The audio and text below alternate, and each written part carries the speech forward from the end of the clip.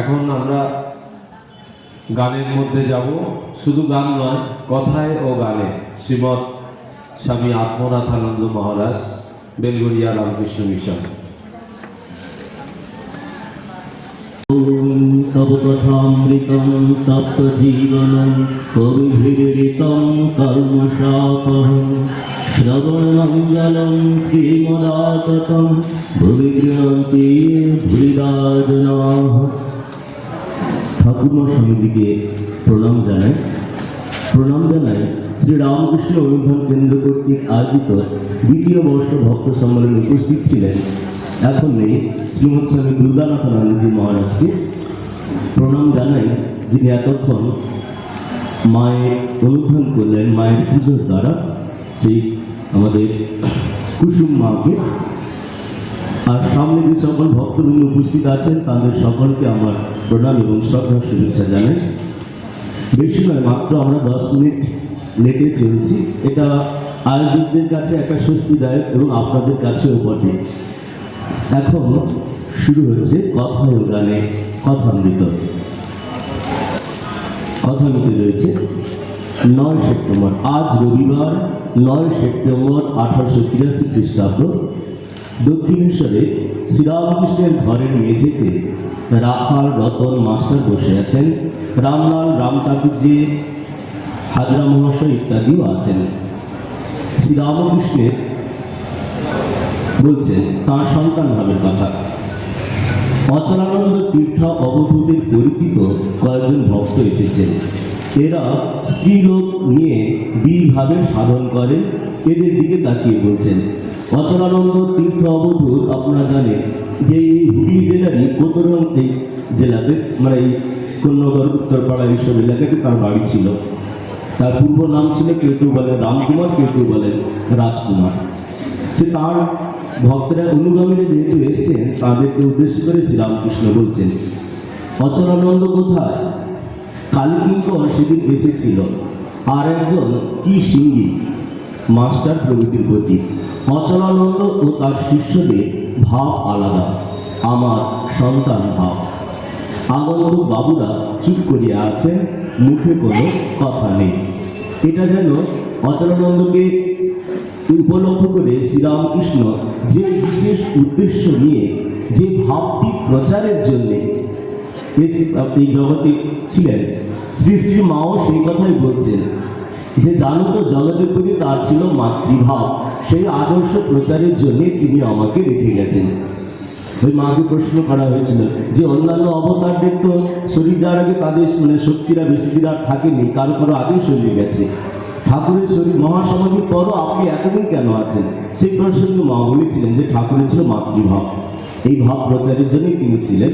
তো শ্রীরামকৃষ্ণ সেইটাই যেন এখানে বলছেন। দেখুন, শ্রীরামকৃষ্ণ মাস্টারের প্রতি বলছেন, আমার সন্তান ভাব। অচলানন্দ এখানে এসে মাঝে মাঝে থাকত, খুব কারণ করত। আমার সন্তান ভাব শুনে শেষে জিদ করে বলতে লাগলো, স্ত্রীলোক লয়ে বীরভাবে সাধন তুমি কেন মানবে না? শিবের কলম মানবে না? শিব তন্ত্র লিখে গেছেন, তাতে সব ভাবের সাধন আছে, বীরভাবের সাধনও আছে।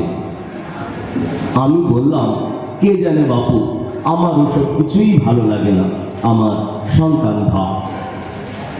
যে এখানে আমরা দেখতে পাচ্ছি দুটি ভিন্ন ভাবের নয়, বলা যায় তন্ত্রের 3 রকম ভাবেরই সাধনার কথা বলা আছে। ঠিক কথা।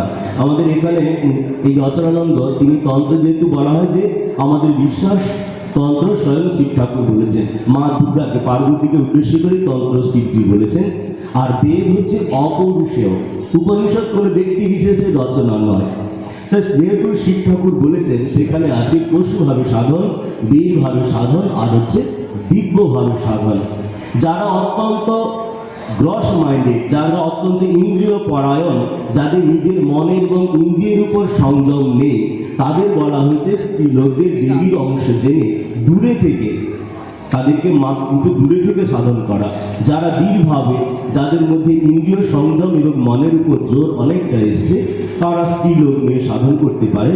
আর সকল বস্তুর মধ্যে সেই এক জগৎমাতাকে দর্শন করে সবার মধ্যে সেই, যেমন শ্রীরামকৃষ্ণের আমরা দেখি সবার মধ্যে সেই জগৎজননীকে দেখে সকলের প্রতি শ্রদ্ধা ভক্তি প্রকাশ করা, পুজো করা, এটা হচ্ছে দিব্যভাবে সাধনা, দিব্য অবস্থায় উপনীত হওয়া। সবচেয়ে সুন্দর উদাহরণ ঠাকুর যেটা শ্রীমাকে বলছিলেন, যে মা মন্দিরে আছেন মানে মা কালী, আর যিনি আমার পদ জন্ম দিয়েছেন গর্ভধারিণী এবং নহবতে আছেন চন্দ্রমণি দেবী, আর যিনি আমার পদসেবা করছেন তারা এক। তোমাকে সাক্ষাৎ আনন্দময়ী বলে দেখি। তো এই জিনিস এখানে দেখুন, অচলানন্দ তন্ত্র অনুযায়ী কথা বলছেন, তার সাধনার সপক্ষে তিনি যুক্তি দেখাচ্ছেন। শ্রীরামকৃষ্ণ যদি ইতিবাচক দৃষ্টিভঙ্গি, যেটা নিয়ে আমাদের প্রথমে আজকে মহারাজ আলোচনা করেছিলেন, মাও বললেন যে পজিটিভিটি নিয়ে, তিনি সরাসরি তার সঙ্গে লড়াইতে গেলেন না, ঝগড়াতে গেলেন না, কিন্তু বললেন কে জানে বাপু আমার ওসব ভালো লাগে না। এই হচ্ছে জিনিস, এটাই হচ্ছে সদর্থকভাবে তার সঙ্গে করতে না যায়, তর্কে প্রবৃত্ত না হওয়া। তার জন্য এখানে আমরা যে দেখি, কারণ এই যুগে আমরা দেখি স্বামীজি যেমন বলছেন, স্বামীজির কথাও হচ্ছিল শক্তি পূজা। পাশ্চাত্য এত উন্নত কেন না, সেখানে মেয়েদের পুজো আছে, মায়েদের সম্মান আছে, একটা সমাজে পরিবারে মায়েদের একটা মর্যাদা আছে, সম্মান আছে, সবাই রেসপেক্ট করে। কিন্তু এদেশে তখন কি হচ্ছিল, স্বামীজি বলছেন ম্যানুফ্যাকচারিং মেশিন করে রাখা হয়েছিল। কি হিন্দু কি মুসলমান সবার মধ্যেই সেই অবরোধ প্রথার মতো ছিল, এখানেও ঘোমটা দিতে হবে, ওদিকে বোরখা দিতে হবে। এখন হিন্দু সমাজে অনেকটা পরিবর্তন হয়েছে, কিন্তু মুসলমান সমাজে মায়েদের মধ্যে এখনো ততটা পরিবর্তন আসেনি। নিশ্চয়ই ঠাকুরের কৃপায় শিগগিরই সেই পরিবর্তন আসবে। তো সেই জন্যে এদেশে রয়েছে শুদ্ধ মাতৃভাব। স্বামীজি বলছেন পাশ্চাত্য মেয়েদের পুজো করে কামের দ্বারা, কারণ সেখানে স্ত্রী রূপে জায়া রূপেই মেয়েদের সবচেয়ে বেশি সম্মান দেওয়া হয়। আর এখানে আমরা মেয়েদেরকে মাতৃরূপে, যেটা আরো শুদ্ধ ভাব, এই ভাব নিয়ে যদি মেয়েদের পুজো করি, নিশ্চয়ই আমাদের উন্নতি কেউ আটকাতে পারবে না। শ্রীরামকৃষ্ণ তাই বলছেন, কে জানে বাপু আমার ওসব ভালো লাগে না, সকল স্ত্রীলোকে আমরা মাতৃরূপে যেন দেখি। কারণ জগন্মাতা প্রসঙ্গে বলছেন, মা মায়া দিয়ে আমাদেরকে ভুলিয়ে রেখেছেন, মহামায়া, কিন্তু যদি তাকে আমরা মা বলে ডাকি, লজ্জায় তিনি তখন পথ ছেড়ে দেন, আমাদের মুক্তির পথ সুগম হয়ে যায়। সেই জন্য বলা হচ্ছে যে মা নামের এমনই মায়া যে মহামায়া পর্যন্ত আমাদেরকে ধরা দেন। মা নামেতে কি যে মায়া, মহামায়া জয় ধরা, মা নামে ডাকিলে মায়ের দুনয়নে বহে ধারা, মা নামেতে কি যে মায়া, মহামায়া জয় ধরা, মা নামে ডাকিলে মায়ের দুনয়নে বহে ধারা, মা নামেতে মা বলে রেখেছে যে জন, তাকে না পার জনম মরণ, মা বলে রেখেছে যে জন, তাকে না পার জনম মরণ, মার পায়ে সে রেখে চরণ, মার পায়ে সে রেখে চরণ, আনন্দে আপন হারান, মার পায়ে সে রেখে চরণ, আনন্দে আপন হারান, মা নামেতে কি যে মায়া, মহামায়া জয় ধরা, মা নামে ডাকিলে মায়ের দুনয়নে বহে ধারা, মা নামেতে কি যে মায়া।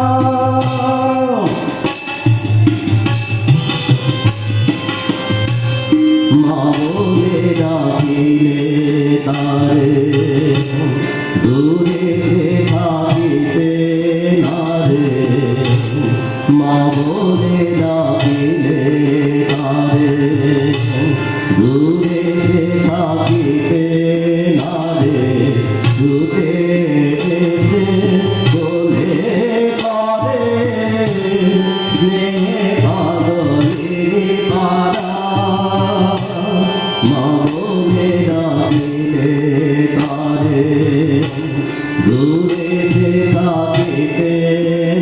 রে ছুটে এসে বলে করে স্নেহ পাগলে পারা ধরা দেবে বলে ধরেছে বানাম করোনা মিয়া ধরে অবিরাম ধরা দেবে বলে ধরেছে বানাম করোনা মিয়া ধরে অবিরাম মত সাধু পাপি কাপি হলো পূর্ণকাম সাধু পাপি কাপি হলো পূর্ণকাম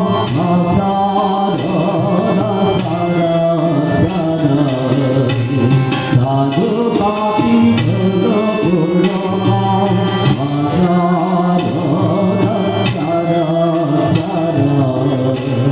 মানমে যে মায়া মহামায়া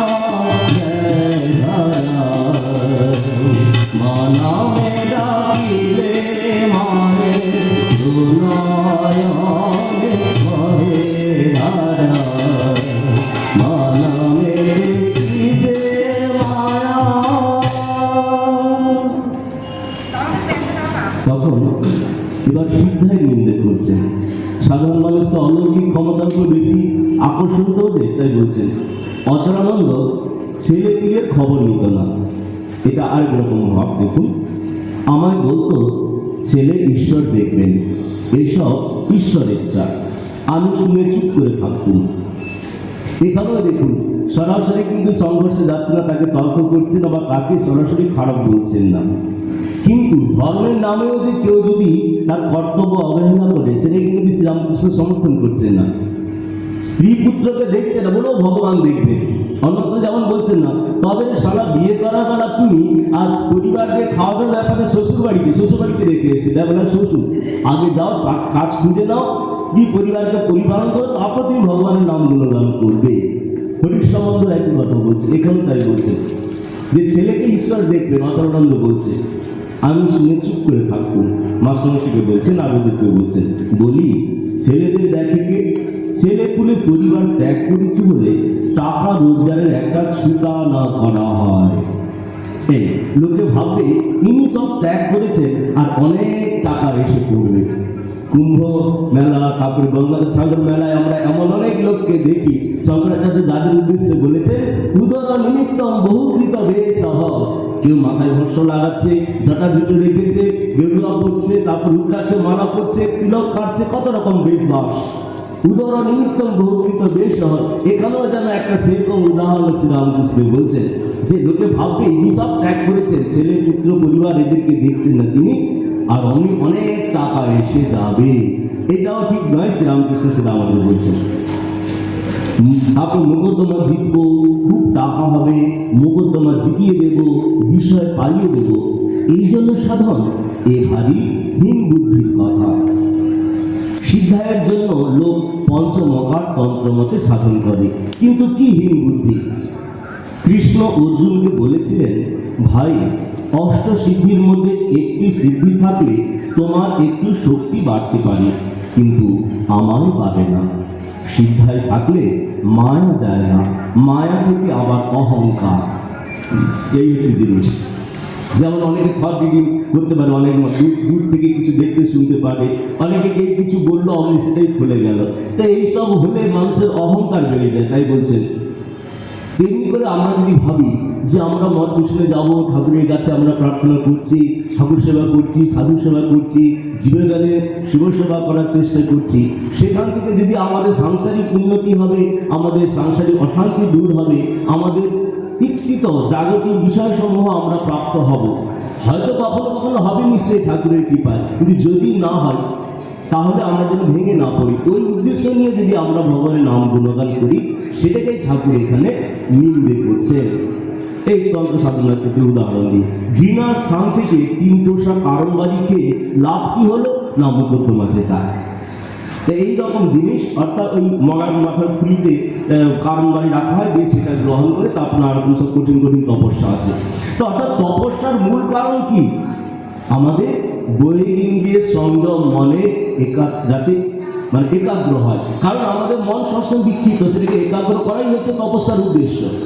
তা না করে যদি জাগতিক এইসব ব্যাপার জন্য আমরা সাধন ভোজন করি, এই যে বলছেন মুকদ্দমা জেতা, অসুখ বিসুখ ভালো করিয়ে দেওয়া, এইসব জিনিসগুলো, এগুলো কিছু সংখ্যক মানুষের জন্য ভালো, কিন্তু যারা শ্রীরামকৃষ্ণ ভক্ত তার একটা আলাদা থাকে, তাদের একটা আলাদা লেভেল আছে।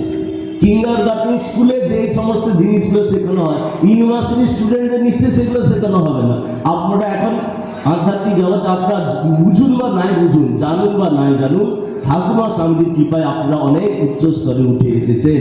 তাই এই কিন্ডারগার্টেন প্রাইমারি লেভেলের এই জিনিসগুলোকে ছাড়িয়ে আমাদেরকে এগিয়ে যেতে হবে। তাই বলছেন কি হীন বুদ্ধি, এই যে সব বিষয় সম্পত্তি কিছু লাভের জন্য যে সাধন ভোজন করা, এটাকে তিনি বলছেন। কারণ সিদ্ধাই অত্যন্ত খারাপ। শ্রীরামকৃষ্ণ আরেক জায়গায় বলছেন কেমন, হৃদয় যখন সিদ্ধাই চাইতে বলেছিল, প্রভুধা বেশ্যার বিস্তার নেয়, শ্রীরামকৃষ্ণ খুব বকতে লাগলেন হৃদয়কে। তো পাল্লায় পরে মাকে আমি সিদ্ধাইয়ের কথা বলছিলাম, মা দেখিয়ে দিলেন কেমন একজন খুব নোংরা বিশ্রী একটা ঘৃণ্য জিনিস হচ্ছে সিদ্ধাই। তাই আমরা দেখি যে অলৌকিকের পেছনে ছোটা মানুষকে সতর্ক করে শ্রীরামকৃষ্ণ বলছেন জাগতিক উন্নতি সুযোগ সুবিধার জন্য সাধন ভোজন করতে নেই। এগুলো আরো বেশি সংসারের পাকে বা চোরাবালিতে আমাদের নিমন্ত্রিত করে, বরং কেঁদে কেঁদে বারবার ভগবানের কাছে তার দর্শনের জন্য আমাদেরকে প্রার্থনা করতে হয়। রাজ রাজেশ্বর দেখা দাও, করুণা ভিখারি আমি, করুণা নয়নে যাও। রাজ রাজেশ্বর দেখা দাও, করুণা ভিখারি আমি, করুণা নয়নে যাও। রাজ রাজেশ্বর দেখা দাও, জননে উৎসর্গদান করিয়াছি এই প্রাণ, সংগ্রাম মনকুণ্ডে জনপ্রিয়াছে দাও। জননে উৎসর্গদান করিয়াছি এই প্রাণ, সংসার মনকুণ্ডে জনপ্রিয়াছে দাও। রাজেশ্বর দেখা দাও, করুণা ভিখারি আমি, করুণা নয়নে যাও। রাজেশ্বর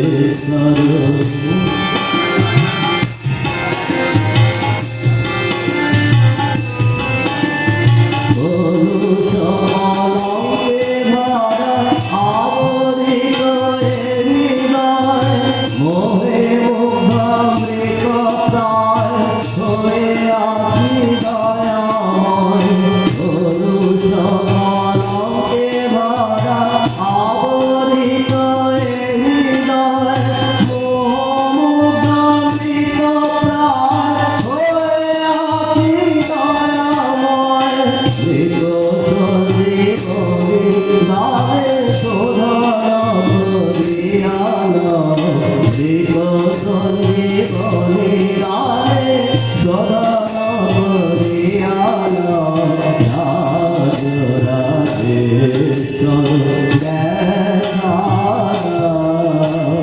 করুণা ভিখারি আমি, করুণা নয়নে যাও। রাজ রাজেশ্বর দেখা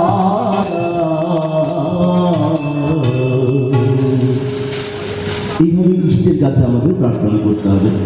এরপর আমরা দেখবো যে তার কথাতে ত্যাগীশ্বর শ্রীরামকৃষ্ণ টাকা পয়সার যে সীমাবদ্ধতা, উচ্চতা, সেটি আলোচনা করবেন এবং তিনি সামান্যতম অর্থ যে সংগ্রহ করতে অপারগ সে ব্যাপারে বলছেন। কন্টিনিউ হচ্ছে শ্রীরামকৃষ্ণ। টাকায় খাওয়া দাওয়া হয়, একটা থাকবার জায়গা হয়, ঠাকুরের সেবা হয়, সাধু ভক্তের সেবা হয়, সম্মুখে কেউ গরিব পড়লে তার উপকার হয়, এইসব টাকার সদ্ব্যবহার। ঐশ্বর্য ভোগের জন্য টাকা নয়, দেহের সুখের জন্য টাকা নয়, লোকমানের জন্য টাকা নয়। বুঝুন ব্যাপার, আমরা যেগুলোর জন্য টাকা চাই শ্রীরামকৃষ্ণ সেগুলোকে নিষেধ করে দিচ্ছেন। আমরা হয়তো টাকা দিয়ে এইগুলো করবো। ছোটবেলায় ভাবুন, ছাত্র অবস্থায় ভাবতেন ভালো পড়াশোনা করবো, ভালো চাকরি পাবো, ভালো চাকরি করলে টাকা পয়সা প্রচুর হবে, বেশ সুখে শান্তিতে আমরা দিন কাটাবো, সংসার করবো, তাই না? এইরকম স্বপ্ন তো আমাদের কম বেশি সকলেরই ছিল। কিন্তু এখন দেখুন ঠাকুর কি বলছেন, অর্থের সদ্ব্যবহার কি কি? টাকায় খাওয়া পড়া, শরীর রক্ষার জন্য তো করতে হবে। শরীরটা হচ্ছে আমাদের যন্ত্র, সাধন ভোজন করার ইনস্ট্রুমেন্ট, শরীর আর মন। তাই শরীর রক্ষার জন্য খাওয়া পড়া হয়, থাকবার জায়গা হয়। আর কি বলছেন, ঠাকুর সেবা হয়, সাধু ভক্তের সেবা হয়, গরিব মানুষ যারা কষ্ট পাচ্ছে তাদের আমরা সাহায্য করতে পারি, সেবা করতে পারি, তাদের উপকার করা যায়। কিন্তু ঐশ্বর্য ভোগের জন্য টাকা নয়, দেহের সুখের জন্য টাকা নয়। আমরা হলে আমার টাকা যেমন খুশি করবো। ঠাকুর নতুনকে বলছেন, তুমি হচ্ছে মায়ের দেওয়ান, তুমি জমিদার, এত সম্পত্তির মালিক, এগুলো তোমার নয়, এগুলো হচ্ছে মায়ের। মা তোমাকে দিয়েছে, তুমি মায়ের দেওয়ান হিসেবে এগুলো সদ্ব্যবহার করবে, তার সন্তানদের প্রজাদের সেবায় লাগানো বলে দেওঘরে এই কথা বলেছিলেন। তো সেই জন্য আমরা দেখি লোকমান্যের জন্য টাকা নয়। স্বামীজিও স্বদেশ মন্ত্রী বলছেন, ঘুরিও না তোমার বিবাহ, তোমার ধন, তোমার জীবন ইন্দ্রিয় সুখের, নিজের ব্যক্তিগত সুখের জন্য নয়। ঠাকুর স্বামীজিকে ভালোবাসতে আমাদের এইটা মনে রাখতে হবে, আমাদের বিবাহ, আমাদের ধন, আমাদের জীবন ইন্দ্রিয় সুখের, নিজের ব্যক্তিগত সুখের জন্য নহে। ভুলিয়ে না তুমি জন্ম হইতেই মায়ের জন্য বলি প্রদত্ত, গর্ভধারিণী মা, দেশমাতৃকা এবং জগৎ জননী, এদের জন্যই আমরা বলি। এই সব কিছুর জন্যই আমাদের ধন, জীবন, যৌবন যা কিছু সব নিজের ইন্দ্রিয় বিলাসের জন্য কিন্তু নয়। ঠাকুরের কথা এটা আমরা দেখতে পাচ্ছি। এবার টাকার প্রসঙ্গ বলছেন, এখানে সিটির মহেন্দ্র পাল 5টি টাকা দিয়ে গেছিল রামলালের কাছে। সে চলে গেলে পর রামলাল আমায় বললে, আমি জিজ্ঞাসা করলাম কেন দিয়েছে? রামলাল বললে, এখানের জন্য দিয়েছে। তখন মনে উঠতে লাগলো যে দুধের বেশ দেনা রয়েছে, না হয় কত একটা শোধ দেওয়া যাবে। ও মা, রাত্রে শুয়ে আছি, হঠাৎ উঠে পড়লাম, একবার বুকের ভিতর বিল্লি আঁচড়াতে লাগলো। তখন রামলালকে গিয়ে বললাম, কাকে দিয়েছে? তোর খুড়িকে কি দিয়েছে? রামলাল বলে, না, আপনার জন্য দিয়েছে। তখন বললাম, না, এক্ষুনি টাকা ফিরিয়ে দিয়ে আয়, তা না হলে আমার শান্তি হবে না। রামলাল ভোরে উঠে টাকা ফিরিয়ে দিয়ে আসে, তবে হয়। এই যে শ্রীরামকৃষ্ণ ত্যাগীর বাদশা, তিনি প্রথমে ভাবলেন টাকা দিয়েছে, ঠিক আছে, সংসারে দুধের দেনা আছে, সেটা না হয় শোধ হবে। কিন্তু পরে জিজ্ঞেস করছে তোর খুঁড়িকে দিয়েছে কিনা। সংসারের ভার শ্রীমাকে দেওয়া আছে, হোম মিনিস্টার এখনকার ভাষা। তো শ্রীমাকে যদি টাকা দিয়ে গেছেন, শ্রীমা সংসার ত্যাগী নন, তিনি টাকাকে কপালে ঠুকাচ্ছেন, শুনে বলছেন টাকা হচ্ছে লক্ষ্মী, লক্ষ্মী রূপে তাকে প্রণাম করছে। কিন্তু শ্রীরামকৃষ্ণ ত্যাগীর বাদশা, তিনি সম্পূর্ণরূপে কাম কাঞ্চন ত্যাগ করেছেন, তাই তার পক্ষে এমন করে টাকা নেওয়া উচিত হয়নি। তিনি চাইলেও মা তার পা বেচালে করতে দিচ্ছে না, বুঝছেন না, যে নাচতে শিখেছে তার পা বেচালে করে না। শ্রীরামকৃষ্ণ যদি বা চাইতেন কখনো এইখানে, যেমন ভাবলেন টাকাটা নেওয়া যায়, আচ্ছা দিয়ে গেছে, না বলে দিয়ে গেছে, না হয় দুধে টাকা বাকি আছে সেটা শোধ হবে, কিন্তু মা কিন্তু তাকে দিয়ে সেই টাকাটাও নিতে দিচ্ছেন না। এই হচ্ছে যে ত্যাগের সম্রাট শ্রীরামকৃষ্ণ আমরা দেখতে পাচ্ছি এখানে। শ্রীমা অবশ্য টাকা নিন্দে করে বলছে, চাঁদি করতে পারে না এমন কিছু নেই, প্রাণ সংশয় পর্যন্ত। টাকা শব্দ শুনলে কাঠের পুতুলও হাঁ করে। এই হচ্ছে টাকা, যে প্রাণ সংশয় পর্যন্ত। আমরা সাধারণ মানুষ এই টাকার জন্য কি দিনরাত পরিশ্রম করি না করছি। ভক্ত সম্মেলনে যা টাকা ধার্য হয়েছে, টিকিটটা কাটুন, না না পরে কাটবো পরে কাটবো, তখনও ভাবনা, ইস যদি বিয়ে বাড়ি একটা নিমন্ত্রণ এসে যা যেতে পারবো না, তাহলে টাকাটা নষ্ট হবে। এই যে টাকার প্রতি অত্যন্ত আসক্তি, এটা আমাদের ছাড়তে হবে, কারণ বিষয়কে বিষয়ের সঙ্গে তুলনা করা হয়েছে। আর এর সঙ্গে কণ্ঠ কাঁটা জুড়ে আছে, যা সেগুলে কাঁটার মতো আমাদের এই মায়ার সংসারে আবদ্ধ করে রাখে। তাই দেখা যায় যে এই কণ্ঠকাঠিন্য বিষয় সম্পত্তিতে এবং ইন্দ্রিয় ভোগ্য বস্তুতে শ্রীরামকৃষ্ণ ভক্ত মণ্ডলী যাতে লিপ্ত না হয়, যাতে বিভোর না হয়, সেই জন্য প্রেমিক সাধক গাইলেন, কণ্ঠকে আবৃত বিষয়কে তোকে দেখো না তারে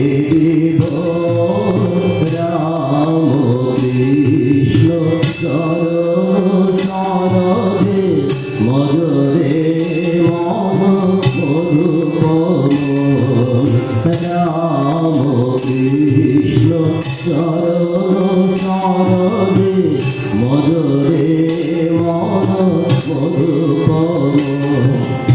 জনম মরণ বিষম ব্যাধি নিরবধি কত সহিবে আর। জনম মরণ বিষম ব্যাধি নিরবধি কত সহিবে আর। দেবকী দুষ পিয়রে শ্রীপদে, দেবকী দুষ পিয়রে শ্রীপদে, হবে যাতনা রবে না তো রাম কৃষ্ণ চরণ চরণে মধুরে মন মধুকম।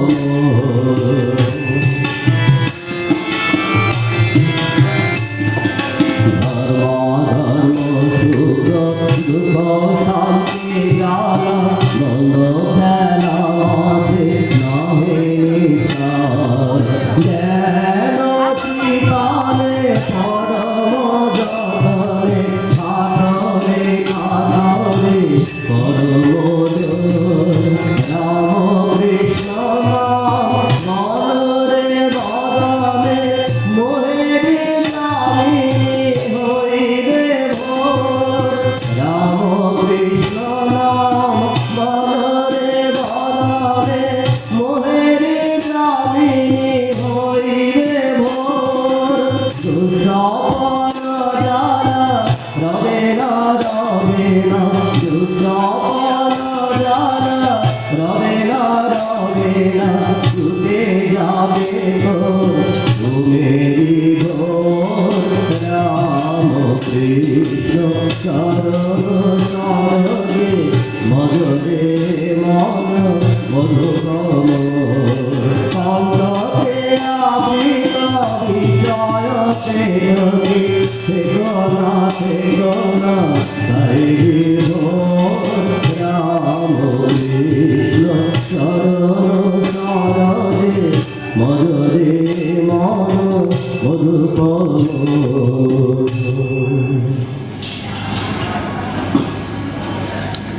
এরপর যে ভক্তদের স্বভাব পুজো হচ্ছে, পুজো জোগাড় করছে, সেই অবস্থায় কেমন করে। আপনারা অনেকে আপনাদের আশ্রমে বা বিভিন্ন জায়গায় স্বেচ্ছাসেবক কাজ করেন, ঠাকুর পুজোর কাজ হচ্ছে, ভোগ রান্নার কাজ করেন, তখন কি করা উচিত আর মানুষ কি করেন সেটা নিয়ে বলছি। দেখুন, শ্রীরামকৃষ্ণ সহাস্য মাস্টারের প্রতি বলছেন, গঙ্গার ঘাটে নাইতে এসেছে, গঙ্গার ঘাটে নাইতে এসেছে দেখেছি যত রাজ্যের কথা। বিধবা পিসি বলছে, মা দুর্গাপূজা আমি না হলে হয় না, শ্রীটি গড়া পর্যন্ত। বাটিতে বিয়ে, বাটিতে বিয়ে খাওয়া হলে সব আমায় করতে হবে মা, তবে হবে। এই ফুলসজ্জির জোগাড় খয়ের বাগান কি পর্যন্ত। মনি মানে মাস্টারমশাই বলছেন, আগে এদেরই বা দোষ কি নিয়ে থাকে। শ্রীরামকৃষ্ণের সহাস্যে ছাদের উপর ঠাকুর ঘর, নারায়ণ পুজো হচ্ছে, পূজার নৈবেদ্য চন্দন ঘষা এইসব হচ্ছে, কিন্তু ঈশ্বরের কথা একটি নাই।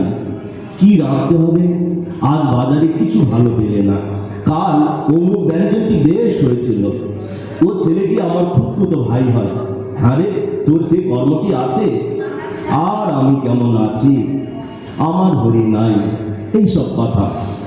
দেখো দেখি ঠাকুর ঘরে পূজার সময় এইসব রাজ্যের কথাবার্তা।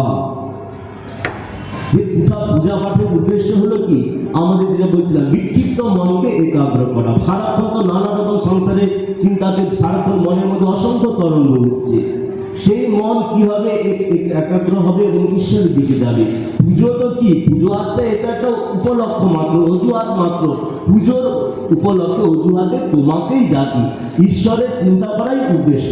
আমাদেরকে তীর্থ যাওয়া, তারও উদ্দেশ্য কিভাবে সংসারের থেকে একটু ঠাঁই নাড়া হয়ে আমরা ভগবানের প্রতি মন একাগ্র করবো, মন সংযম করবো, ভগবানের নামগুলো গান করবো। কিন্তু পুজো করার করতে বসেও জোগাড় করতে গিয়ে দেখুন, আমি রাসমণিরা সেই একই অবস্থা, মামলার চিন্তা করছিলেন, এখানে ওই চিন্তা ঠাস করে দুটো চাপড় বসিয়ে দিলেন দুবেলা শ্রীরামকৃষ্ণ। তো এইটা আমাদের মনে রাখতে হবে, যেখানে যে কাজে এসেছি ভক্ত সম্মেলনে এসেছি, ধর্মসভায় আছি, সেখানে মোবাইল বাজছে, আমরা বাড়ির সঙ্গে কথা বলছি, নিজেদের মধ্যে কথা বলছি, বারবার সঞ্চালক চিৎকার করতে করতে মুখে ফেনা তুলে দিচ্ছে, আপনারা একটু শান্ত হয়ে বসুন, অমুকরা বলছেন, এই আলোচনা করছেন বা ঘুমিয়ে পড়ছেন। অর্থাৎ যেখানে যেটা করা উচিত আমরা সেখানে সেটা করছি না।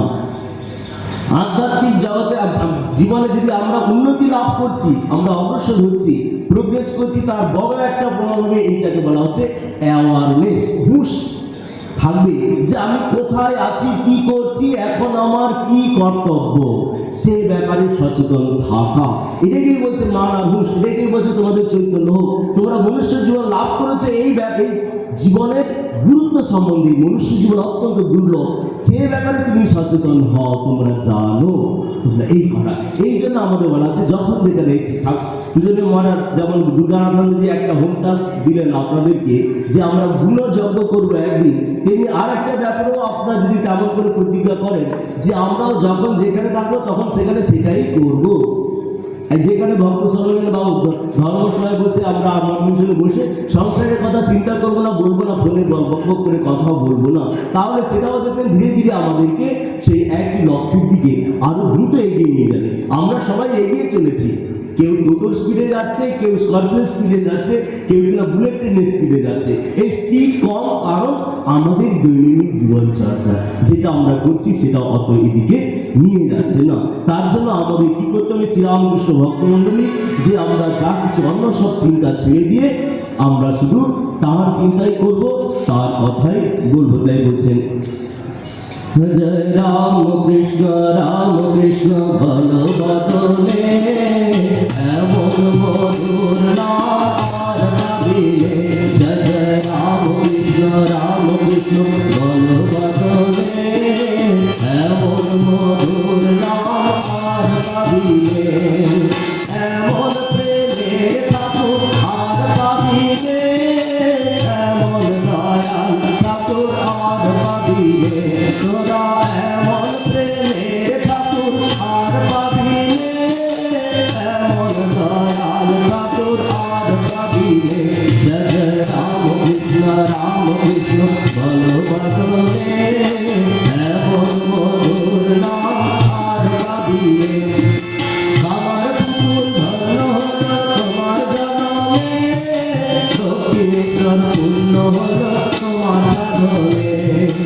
আমার পুকুর ধন্য হল তোমার জনমে, দক্ষিণেশ্বর পূর্ণ হল তোমার সাধনে।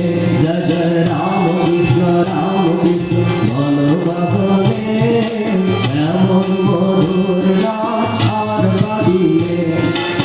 এমন কল্পতরু আর পাবিলে, এমন জগৎগুরু আর পাবিলে। এমন কল্পতরু আর পাবিলে, এমন জগৎগুরু আর পাবিলে। জয় জয় রাম কৃষ্ণ বল বদলে এমন মধুর নাম আর পাবিলে। গদাধর নামে তুমি এলে ভুবনে, কাপি কাপি উদ্ধারিলে তোমার নাম ভুলে। গদাধর নামে তুমি এলে ভুবনে, কাপি কাপি উদ্ধারিলে তোমার নাম ভুলে। জয় জয় রাম কৃষ্ণ বল বদলে এমন মধুর নাম আর পাবিলে। এমন পতিত পাবন আর পাবিলে, এমন পাগলের ঘর আর পাবিলে। এমন পতিত পাবন আর পাবিলে, এমন পাগলের ঘর আর পাবিলে। জয় রাম কৃষ্ণ বল বদলে এমন মধুর নাম আর পাবিলে। যত সাধন জীবনে অবতার পরিষ্কার প্রণাম সাধনে। যত সাধন জীবনে অবতার পরিষ্কার প্রণাম সাধনে। জয় রাম কৃষ্ণ বল বদলে এমন মধুর নাম আর পাবিলে। এমন মধুর